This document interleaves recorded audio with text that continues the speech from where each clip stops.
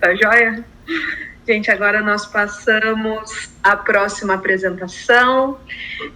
A próxima aluna a apresentar é a Verena Rego Santana. A Verena é orientada pela doutora Lígia Alves da Silva, que é lá do INPE, e também pela professora Flávia Reis Cardoso, aqui da USP de Lorena. Verena, você tem 5 minutos para a sua apresentação, e em caso de atraso, nós avisaremos e você terá mais 1 minuto para finalizações. Tranquilo. Vocês estão vendo a minha tela? Sim, Verena. Então tá, eu vou começar então. Bom, o meu trabalho fala sobre a dinâmica da variabilidade do fluxo de elétrons no cinturão externo de radiação durante a ocorrência de ejeção de massa coronal. Então, a gente tem os cinturões de Van Allen, que eles estão dentro da magnetosfera da Terra, e desses cinturões a gente tem 2 cinturões, o interno e o externo. O cinturão externo é populado majoritariamente por elétrons, que eles são governados pela dinâmica de movimento de partículas aprisionadas. Então, esses elétrons, eles têm basicamente 3 movimentos que são associados a 3 invariantes adiabáticas. A gente vai trabalhar sobre a influência de ejeção de massa coronal, mas o que é a massa coronal? A massa coronal são ejeções de radiação vindas do Sol que chegam até a magnetosfera. E a gente vai trabalhar mais especificamente sobre 2 tipos de ejeção de massa, que é os tipos de onda quase paralelo e o tipo de onda quase perpendicular. E como isso vai influenciar nessas invariantes adiabáticas para gerar perda ou não dos elétrons dentro da nossa magnetosfera. Então, para fazer o trabalho, a gente utilizou 2 satélites, o ACE e as Van Allen Probes. Eu trouxe aqui uma representação deles para vocês. Aqui são as Van Allen Probes, a e a B, elas são sondas gêmeas. E aqui eu tenho o ACE. É importante visar que as Van Allen Probes, elas se encontram dentro da magnetosfera e o ACE, ele se encontra fora. Então, a gente consegue analisar parâmetros diferentes e diferentes informações por eles estarem em regiões diferentes do espaço. Os tipos de onda que a gente vai analisar são choques quase paralelos, que eles ocorrem quando o θBN ele é entre 0 e 45 graus, e quase perpendicular, que é quando o θBN é entre 45 e 90 graus. Então, é em relação à angulação que essa onda vai bater na nossa magnetosfera. Aqui eu tenho até uma representação, vou dar um zoom para vocês verem, que tem as Van Allen Probes, e ele mostra os cinturões de radiação. Então, bem pequenininho aqui é o interno, e o maior aqui, que é o que a gente está trabalhando, é o externo, que é o de elétrons. A gente selecionou 4 eventos para analisar, e esses 4 eventos saíram de uma tabela maior do que essa. Eu resumi, botei só um pedacinho dos 4 eventos que a gente pegou. Mas essa tabela utiliza parâmetros do satélite WIND para poder ser constituída. Então, são os parâmetros de choque. Então, aqui são dos 4 eventos que a gente pegou. Desses 4 eventos, o evento 1 e 3 é do tipo quase paralelo, e o evento 2 e 4 é do tipo quase perpendicular. Então, a gente fez alguns plots para poder analisar esses 2 eventos. O nosso primeiro plot é do evento 1, então do quase paralelo, e o nosso segundo plot aqui é do evento 2, que é do tipo quase perpendicular. Eu vou explicar rapidamente o que significa cada um desses gráficos. Esse daqui, ele está em relação a L-star, então a raios terrestres aqui, em relação ao fluxo de elétrons. Aqui a gente fez um corte em 5 L-star, e nesse segundo gráfico a gente analisa diferentes tipos de energia, porque aqui é só em 2.1, então aqui a gente analisa diferentes tipos. Aqui a gente tem a velocidade do vento solar, aqui a densidade do campo magnético. Esses 2 gráficos aqui apresentam os componentes do campo magnético, então aqui a gente tem o Bx e o By, e aqui o Bz e o B total. E aqui é uma representação a partir do modelo de Shu da magnetopausa. Então, como que está a nossa magnetopausa? Se ela está relaxada, se ela está contraída, como que ela está no momento do nosso evento. A gente botou mais ou menos o evento aqui no meio, para facilitar a visualização.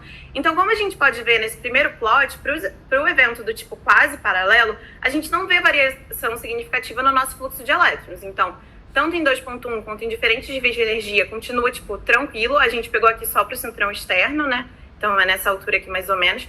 Não tem variabilidade significativa na velocidade do vento solar, nem na densidade, nem no Bx, no By, e a magnetopausa está relaxada. Então, tá tudo tranquilo.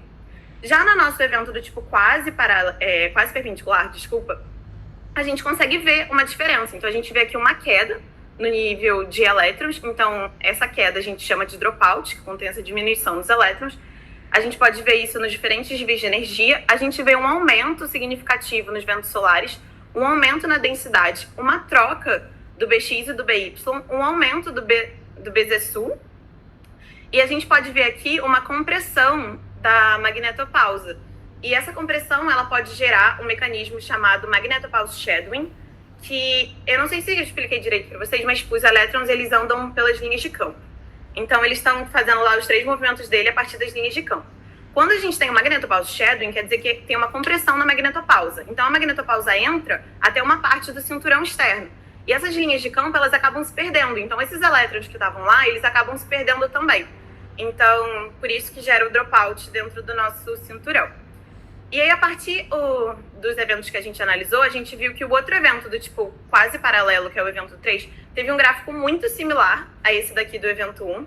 E o evento 4 teve um gráfico que também houve variação, como o do evento 2, que eu trouxe aqui para vocês. No evento 4, a gente viu uma CIR, que é uma onda um pouco diferente, e ela teve primeiro um dropout e depois um aumento nesse fluxo de elétrons. Então, a partir disso, um minutinho para finalizar, tá joia? Então, a partir disso, a gente pode concluir que, para os eventos analisados, as ondas de choque do tipo quase paralelo não apresentaram variações significativas no fluxo de elétrons, e as ondas de choque do tipo quase perpendicular apresentaram variação, tanto uma queda ou um aumento. Obrigada, é isso, gente. Desculpa, Verena, não precisava ter te interrompido, né? Faltava uma única frase para você finalizar. Tá tudo bem, relaxa. Desculpa mesmo. Bem, de qualquer forma, obrigada, parabéns pela sua apresentação. A gente passa agora à fase de arguições. A gente começa, então, com o professor Carlos Renato Menegatti. Renato, fica à vontade para fazer uma pergunta para a Verena, tá joia? Quando você quiser. Uhum. Boa tarde, Verena, tá me ouvindo? Boa tarde, professor, tô sim. Bom, Verena, eu vou só... Como pôr sua apresentação, acho que fica mais fácil, dar uma olhada. Claro, calma aí. Aqui. Isso. Não, é que só uma pergunta básica, assim, né? Qual é a motivação de estudar esses fluxos de elétrons que vêm da massa coronal? Algo mais fundamental, assim, né? A importância disso? Está relacionado com o clima, por exemplo? Propriedades que a gente consegue entender, é possível usar esses dados para entender nossa magnetosfera? Bom, então, de forma geral, o estudo dos cinturões de radiação é muito importante, porque eles meio que são uma barreira que a gente tem para proteger das radiações de fora, então dessas ondas de choque, eles meio que fazem uma barreira para isso não entrar diretamente na Terra. E quando tem essas quedas, tem quedas às vezes que são tão significativas que chega a desaparecer o cinturão externo. Isso é muito ruim, porque pode acontecer, por exemplo, de vir uma onda de choque e ela entra, tipo, com uma intensidade muito maior dentro do planeta. Isso pode gerar apagões, danificar os componentes eletrônicos que se encontram na região. Já aconteceu até uns blackouts, assim, em países como o Canadá, tudo que acabaram recebendo uma influência grande de radiação. E é importante a gente analisar também por causa do espaço, porque essa é uma região onde ela tem muita radiação e ela tem muitas partículas ali aprisionadas, né? E quando as nossas sondas, os nossos satélites passam por lá, eles acabam recebendo muita influência dessa radiação. Isso acaba, tipo, diminuindo a vida útil deles, o que não é o que a gente quer, porque, né, são coisas muito caras, assim. Então é importante sempre analisar como tá, para ver o melhor dia de lançamento, por exemplo, ou quando a nossa sonda for passar por ali, para saber se ela vai ter que desligar alguns dos... Como é que chama? Dos mecanismos dela, esqueci o nome, desculpa. Um dos instrumentos, para não ter tanta danificação assim. Desculpa, eu não sei se vocês podem... Só para encerrar, assim, a instrumentação que vocês usam são satélites e isso é online, é disponível, né, para vocês? Isso, a gente pega os dados do satélite pela NASA mesmo, no site da NASA a gente consegue baixar todos os dados que a gente precisa, né, a gente entra lá e tem acesso a tudo. Assim. Aí a gente faz os plots pelo MATLAB já com esses dados. Uhum. E os MATLAB. Isso, a gente fez esses gráficos. gráficos. Tá legal, acho que é isso. Parabéns. Obrigada. Parabéns pelo trabalho, é um grande trabalho, né? Envolve, eu acho, uma colaboração muito grande por trás disso, né? Tem várias pessoas, geralmente, que têm acesso a esses dados, né? E, sim. Bom, continue assim. Obrigada. Tá legal.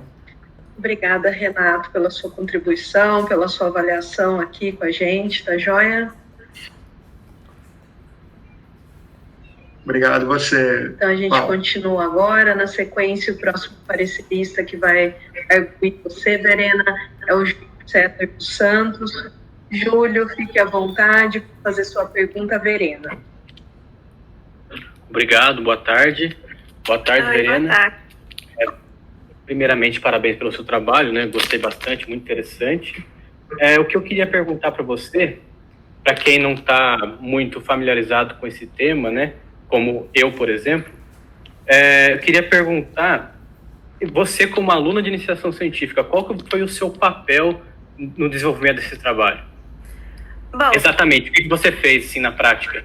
De forma geral, as minhas orientadoras, elas já trabalhavam com isso, mas elas não tinham trabalhado especificamente com esses eventos e nem com essa diferenciação de como uma diferente tipo de onda de choque influenciar no cinturão. Então, foi uma coisa que a minha orientadora conversou comigo e ela perguntou, olha, é uma inovação, a gente não vê nenhum trabalho sobre isso, você quer começar? E aí eu passei alguns meses pesquisando sobre a área antes, estudando bastante para ter um conhecimento prévio, porque é uma área realmente que a gente não tem tanto conhecimento assim na faculdade e tudo. E aí, a partir disso, eu fiz toda a pesquisa em conjunto com a minha orientadora, eu participei de tudo. Então, tipo, desde da parte de escolher os eventos, fui eu que escolhi com ela, analisando tudo que eu tinha estudado, tudo que ela me explicou, para poder ver as ondas de choque. A gente pegava todas as informações juntas. Então, de forma geral, eu não sei se foi exatamente isso que você perguntou, mas eu participei inteiramente de tudo. E a minha orientadora me deu muita liberdade para eu fazer as escolhas e ela só ia ajustando dentro do necessário, assim, para ficar um trabalho mais organizado e melhor. Entendi. Inclusive, também a busca dos dados lá no site da NASA, né, como você disse, e fazer a plotagem dos gráficos, foi tudo feito por você também, é isso? Isso. A minha orientadora, eu não tinha muito conhecimento do MATLAB, de programação no MATLAB, então a minha orientadora me ajudou com isso, tipo, ela me ensinou algumas coisas da programação pra gente poder fazer os plots dos gráficos, mas foi tudo, tipo, ela me passou pra eu poder fazer, assim, de todos os eventos. Tanto para escolher os eventos, como você falou agora, a gente pegou essa tabela resumida aqui, mas era uma tabela muito maior, e ela me deu liberdade para poder analisar pelo Gateway, que é uma plataforma da NASA, se ia ver alguma coisa em relação à variação ou não do choque para poder escolher os eventos, tudo, se ia ter SMI ou não, a partir de uma outra tabela, que é a tabela do Richardson. É que é uma apresentação muito pequena, foi 5 minutos, então realmente a gente tem que enxugar bastante para poder conseguir falar tudo que a gente precisa, mas é um trabalho muito mais extenso, com muito mais passos e etapas, assim, que a gente acaba não podendo falar de tudo, senão ia ser uma apresentação muito longa. Tá certo. Respondido, então. Obrigado aí pela resposta e obrigado pela apresentação e parabéns pelo trabalho. Obrigada a você. Júlio, muito obrigada pela sua avaliação, pela sua contribuição aqui conosco nesse seminário, tá certo? Avaliando o trabalho da Verena. Eu que agradeço. Obrigado pela oportunidade. Imagina, que isso. O trabalho da Verena é interessante na medida em que houve fora a área, que é muito interessante, houve uma colaboração entre instituições, né? Foi um trabalho em conjunto feito com uma orientadora no INPE, uma orientadora na USP, a Verena orientadora nossa aqui na USP. Então, queria parabenizar a doutora Lígia por introduzi-la, né, nessa área tão bonita de trabalho, que é essa física, né, mais desafiadora. Trabalhar com dados da NASA não é trivial, tá certo? Entender como são, como se ler os dados da NASA já seria por si só uma iniciação científica. Então, parabéns, Verena, pelo seu trabalho. Ele foi extremamente complexo, você deve ter realmente se dedicado bastante. Parabéns. Parabéns à sua orientadora, porque ela realmente precisou se dedicar para te ensinar a fazer isso, porque não é trivial. Ler os dados da NASA não é trivial. Muito obrigada, Paula. Eu queria agradecer muito também a minha professora Flávia, que está aqui na chamada, inclusive. Sim, claro, a Flávia. Ela foi muito importante também nesse passo, assim, durante a iniciação. Flávia, mil perdões, eu esqueci de você. Eu tô com uma tabelinha aqui, usando de cola, e eu só li o primeiro nome, né? Desculpa, Flávia. Claro que, obviamente, tem, assim como todos os outros alunos da Flávia, a gente percebe o toque da Flávia aqui no trabalho bem feito. Parabéns. Bem, então a gente continua agora.